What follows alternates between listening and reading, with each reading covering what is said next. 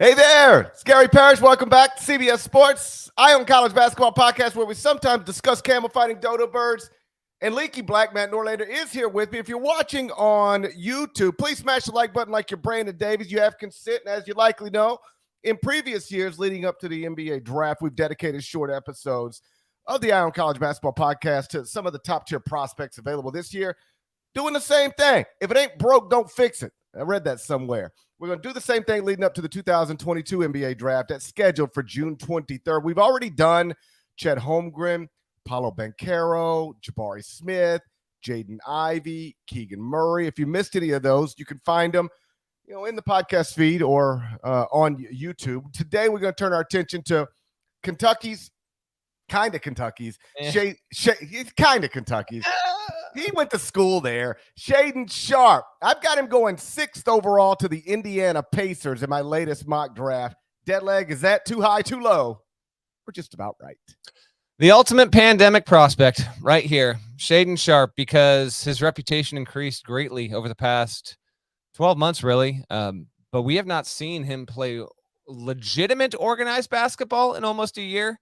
He did play, an exhibition in October of last year, but the reason why he's gotten to this point where he's considered a top 10 prospect, you've got him 6 right now, is because he looked like arguably the best player at last year's Nike EYBL event, which then obviously segued into the Peach Jam, as it always does. But last year was a different deal altogether with Nike EYBL, in that it crammed its calendar and condensed a lot of its games into that July period as opposed to April into July. And so Shaedon Sharpe got a lot of eyes on him, looked really, really awesome. He averaged almost 23 points, 5.8 rebounds, 2.7 assists, while playing for one of the Canadian grassroots team out of Nike, UPlay. And who's to say? I mean, I don't know. He has spent time on American soil before at Kentucky. He played at a couple of different prep schools.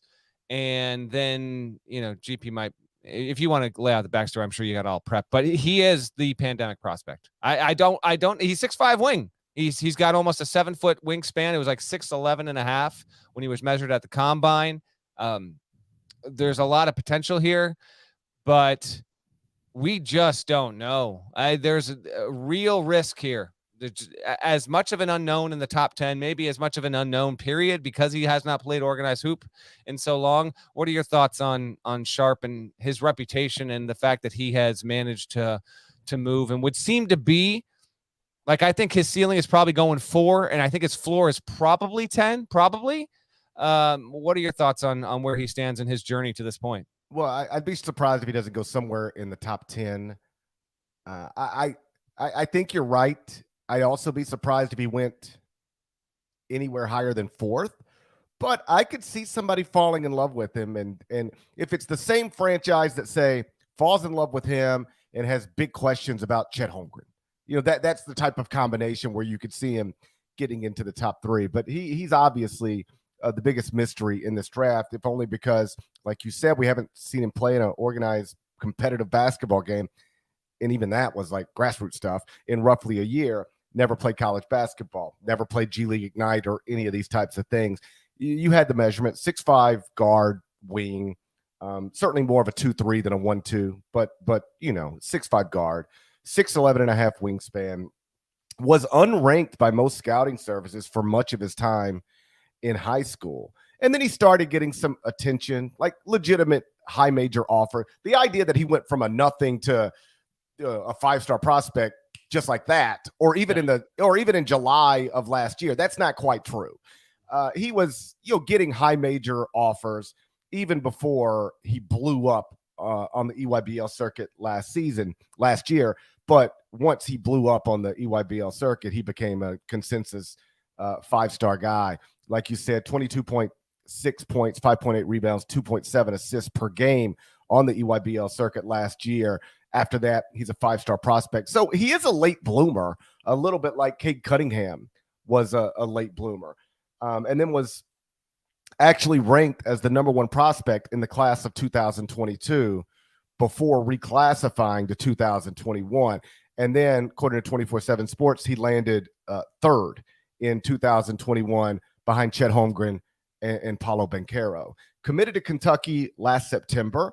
enrolled in the second semester and was eligible to play, but never played, much to the disappointment, major disappointment to Kentucky fans. He's eligible for this 2022 NBA draft because he graduated high school before this NBA season began, which was not clear cut when he committed to Kentucky.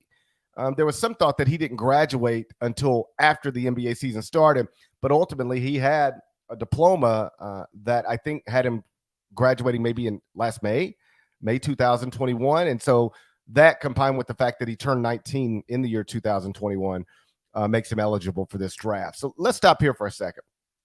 Does it bother you that he chose, because he did choose, or the people around him chose, not to play at Kentucky, or is that totally understandable and just something that makes him harder to evaluate, but not something that should be necessarily used against him? I mean, I don't know if it'll be used against him or not, but yeah, there was, I don't know if this really ever got to, I mean, we talked about this on the podcast. I don't know if it got to a point of national conversation that was consistent, but certainly it was talked about plenty at Kentucky, even though the Wildcats had a good team and a bounce back season after what happened the year before. This will he, won't he, Shaedon Sharpe deal. And the reason why I think there wasn't even more noise made about it was Hamidou Diallo went through this process like 5 years. Has it really been 5 years since he did this? Maybe 4 years ago. It's wild how time can fly sometimes. But Hamidou Diallo, enrolled early, didn't play. They wound up suiting up for Kentucky, and then used that on the way to eventually being drafted. And we look up, and Hamidou Diallo was, he was a freak athlete with good potential, but hasn't really amounted to anything just yet. Sharpe clearly has a higher ceiling than that, but the way that it was reported and the word coming out was he's not going to play. He's going to play next season. And then there was this ever lingering question of, well, can he get eligible? Will he be? I don't know. Some of the stuff surrounding Shaedon Sharpe's graduation diploma eligibility, like he is eligible now for the draft. He's going, but I don't know. That was a bizarre situation. Now, he's made the right decision to go into the draft. If you're projected to go in the top 10, you got to go. We agree on that entirely, but I'd certainly have questions if I was in a front office, just to at least get some insight into why didn't you play? Obviously, talk to Cal, talk to people in Kentucky, get a little bit more of that. It would have been great to see him play. Kentucky would have probably been better had he played because of his natural talent there. Although they had a generally good thing going. They had the National Player of the Year. Yeah, they lost in the first round to St. Peter's and all that stuff as a 2 seed. That was disappointing. But yeah, man, I just keep coming back to the fact that he is the ultimate pandemic prospect because a lot of his stuff, a lot of what he was looked at, he wasn't, he didn't play for the better part of a year, and then he was watched over a screen. People weren't watching these games in person, and he slowly but surely built up his reputation, which is earned. I do think that he was clearly one of the 3 to 5 most talented players in what wound up being his graduating class there. But what are you getting, GP? Like, is it reasonable that his stock has gotten to this point? That's the other thing. I don't know. Again, we have not seen it. He never played college ball. So while the measurables and some of the skills are understandable to why he's gotten to this point, I don't know. It's wild to me on a certain level that he could go 4 or 5 or 6 in this draft and have not played a legitimate competitive game of organized basketball for almost a year at the time when that happens. Because while he's earned that, it's also not a player that it's like, man, this guy was number 1 in his class and was clearly a future lottery pick from the age of 15. That's not what this is.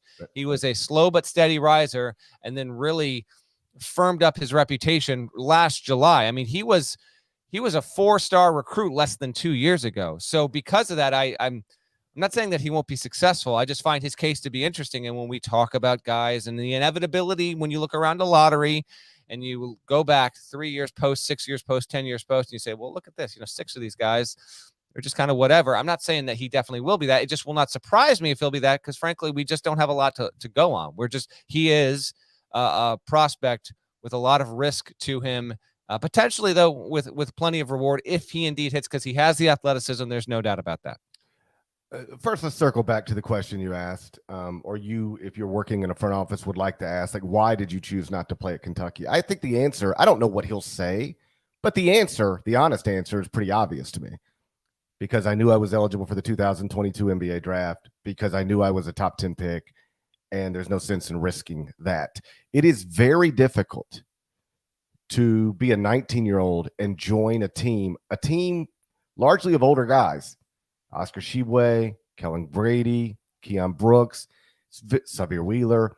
It's very difficult to be a 19-year-old and you got no summer, you got no preseason, and boom, you're just playing games in the SEC. Like I remember I was on the sideline for that Kentucky at Auburn game, and there were like some whispers, like maybe, especially when Ty Washington went down, it was like maybe now they use Shaedon Sharpe. It's like you cannot throw him into that. That it would be wildly irresponsible. And I think John knew that at that point, but I think his people also knew that at that point. He could have been dropped in January 25th into the season and been awesome. I'm not ruling that out. But I do think from a draft stock perspective, the risk far outweighed any reward. And so I understood why he didn't play. It's also why I never understood why people thought he would play next season. Once it became clear he's eligible for the 2022 draft, let's just break this down logically. You're not playing in the 2021-22 season because you don't want to mess up your draft stock as a probable top 10 pick. But you're going to come back and play in the 2000. Then you're going to turn that down. Like the reason you're not playing is because you don't want to risk it. Now you're going to turn it down, come back, risk it, and be in the 2023 draft. Like the clarity on that was not clear. I know. I know.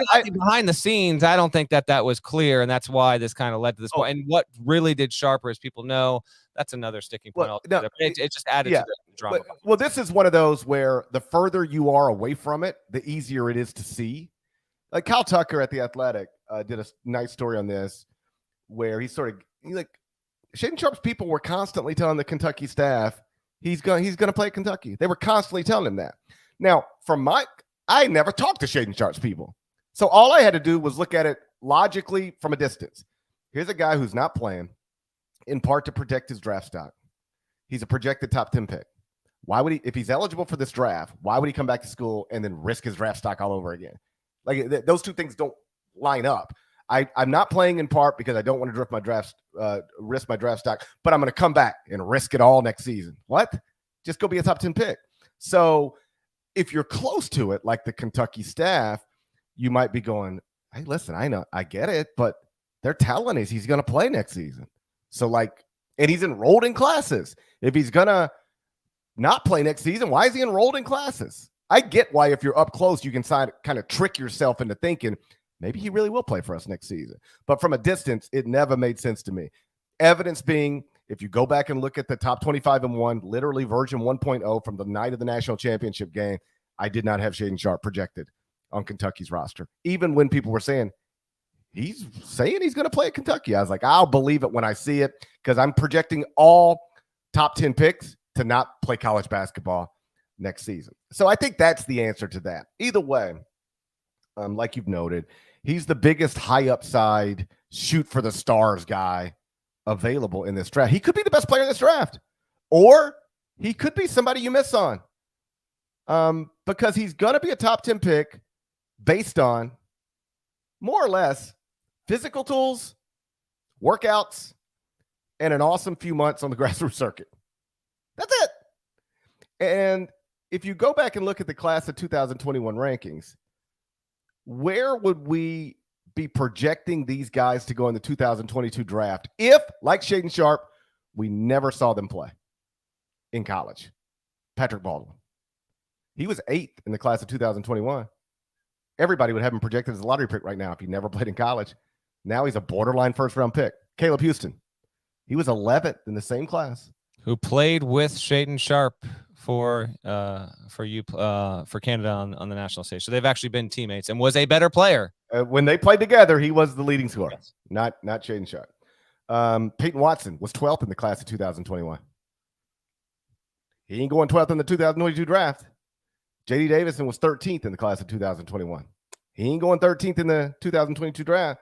So some of this is not, I don't want to overstate it, but like top 5 player in his class, super athlete, incredible jumper, nose on the rim type guy, nice shot creator, legitimate shot maker, creative finisher at the rim, dunks, obviously, but also at the rim, like different hands, hanging finishes, up and under layups, all that stuff. And like, I get it. I would take him in the top 10, but you haven't seen him compete consistently against comparable guys. You don't know what that looks like. Does he impact winning?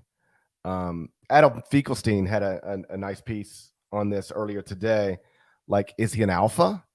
Or this is the way Adam put it, a Robin to somebody else's Batman. You watch somebody play 35 games in college, you can get a sense for that. You can't get a sense for that off workouts. Is this guy ready to take over games? Or is he just a really high-level athlete, shot creator, and shot maker? This is the type of stuff you can get a sense of in college. But it's hard to know what that is without games. I would take him in the top 10. I won't be surprised if he goes in the top 5, but you are gambling in a way with him that you're probably not gambling with Apollo Banchero, with a Jabari Smith, even with a, maybe a Keegan Murray or a Jaden Ivey or an Ochai Agbaji, if you want to go down the list a little bit more. He has top 5 athleticism in the draft. I think that's pretty clear. Has a good eye, good shooting eye. A bit, you know what? A bit of a. I did, refresh as we do with each of these prospects. I spent about 20, 25 minutes checking out a few YouTube videos. He's actually he's a daring but promising passer. I actually think he's got some good distribution skills as well. He has strength. I like his combination of strength and finesse. But again, I'm always keeping in mind the competition he's playing against when we're watching what he can do there. He's good at making his own shot. He might even be great at creating his own shot. The gather and release, it's pretty clean. Like it. I don't think there needs to be a ton of adjustment there. It is easy to see Shaedon Sharpe, watch the highlights, probably even watch him do a workout and not talk yourself into him being an NBA player with like real impact. There are knocks. His handle's loose. Definitely too loose. I would bet you that some of the most stringent workout work that he is doing and has done in the past 6 weeks has been to tighten up his dribble. He also has a reputation for being absent-minded on defense. He clearly, when you're as big as he is, he's like a sturdy 200 pounds, right? Big as he is, long as he is, 6'11.5" wingspan on a 6'5", going on a 6'6" frame. Like, you can be a plus defender in the NBA if you want to do it. No one knows if he's going to want to do it. He has the body muscle and athleticism to do that, but he was probably a pedestrian at best high school defender because there were just times when he wasn't engaged. So that's something to keep an eye on. GP, how this translates, no one knows. This is also part of the fun of the draft. I mean, he's going to get picked high. We'll have to wait and see. I've seen some buzz about how he'd work so well, alongside Cade Cunningham. And if Cade Cunningham and Shaedon Sharpe both clicked and really, really hit, and Cunningham is already to a certain extent, but if he continues to grow, then if you're a Pistons fan and he goes 5, then that's incredibly, boosting to any fan spirit there. But I just don't know. We're going to have to, and he might even be a player where he gets drafted 5, 7, 9, and it might take 2 or 3 years to click if it does. That's the other thing to keep in mind here. Some of these guys will not be immediate impact players depending on where they're drafted, the system they go to, and everything with that. And I could see Sharpe also being that kind of guy. How much is he an alpha, and how much will he be able to go in to a franchise and immediately establish himself, work himself into the rotation, play north of 20, 22, 24 minutes a game? We just don't know that yet. So also keep that in mind. There are no shortage of guys who build themselves into nice enough NBA players, but it does take them 2 or 3 years, and there's nothing necessarily wrong with that. I lean toward that with Sharpe, while not really having true conviction on what his career will look like, because really, what are we drawing from? We're guessing with him as much as anyone else. To me, he feels like a player. He gets drafted year 1, year 2. There's a little bit there, but if he's going to be a player with a lot of production, with long-time starting capability, the chance to average close to 20 or so. Maybe that doesn't come until year 3 or year 4 because there's a lot to learn and there just will be a lot of catching up to do. Say what you will, GP, about not playing in college, banking on your top 10 stock. You can use that to your advantage, but it can also be a great disadvantage. Talk to many an NBA scout, and they will tell you not playing college ball, not actually going through that process, living that life day in, day out for really the better part of 9 months at minimum. If you're a one and done kind of prospect, it will put you behind the 8 ball. If you're super duper talented, you can certainly overcome it to a degree, but with Sharpe, enough questions exist there to wonder if it might take him a year or two to catch up. Yeah. You mentioned the shot. I think I'm sold on that. The dribble step back threes that all, or at least most great guards use these days. Like that's already a part of his game. The shot looks translatable. Like it looks fine. There's nothing really wrong with it. He showed signs as a passer. Again, I should say this is all stuff we've seen on film a year ago, Yeah. So like on that film from a year ago, year and a half ago, the first step still needs some work. But this is all stuff pre-Kentucky. Like how much is that? Like we could see how much Jabari Smith has improved over the past year or Paulo Banchero has improved over the last year. You can't really see it too much unless you were in practices at Kentucky. And, from what I've been told by talking to some, NBA evaluators is like you didn't always see a lot when you were in the practice gym at Kentucky. You mentioned the defensive stuff. That's another area of concern, like on the list of things to be concerned about. But I'm with you on this, and we've talked about this in other podcasts. The only time I'm genuinely concerned about a prospect on the defensive end of the court is when they are physically limited. When they're an undersized big who's can't rim protect, or when they're a slow-footed guard, when they're not an athlete, that's when I go, ooh, I don't know who he's going to guard. This guy's a 6'5" athlete, 6'11" and a half wingspan. I'm not worried about that. Jeff Van Gundy, I think in game 2 of the NBA Finals, and I believe while talking about a former prospect we will never, ever talk about again, said, if you care about winning, you'll get better defensively. Like if you've got the physical tools and you care, you'll get better defensively. And so I know it's on the list of concerns. I'm not going to put it on my list of actual concerns. I did read a Q&A with Shaedon Sharpe from about a year ago, I guess, where he said he tried to model a lot of his game off of after Bradley Beal. But the truth is he's a little bigger than Bradley Beal, better wingspan than Bradley Beal. Maybe not the shooter Bradley Beal is, but I don't know. If you're an NBA franchise picking 4th, 5th, 6th, 7th, and you can get Bradley Beal, that'd be, yeah. I take it. But, to bottom line this, it's hard for me to imagine. I don't want to say I can't imagine. He could bomb some workouts and then it just spirals on him. Medical concerns, you have no idea. But it's hard for me to imagine him going outside of the top 10. And, somebody's going to take him. And when they announce the pick, when they're explaining it to their local media the night of the draft, they'll say, we think we got the best player in this draft. Or we think we got, one of the 2 or 3 best players in this draft. And if you pass on him, you're just going to pass on him for all the reasons that we've already noted, which is, man, it's been a long time since we've seen him play. We haven't really, even that was just like EYBL stuff.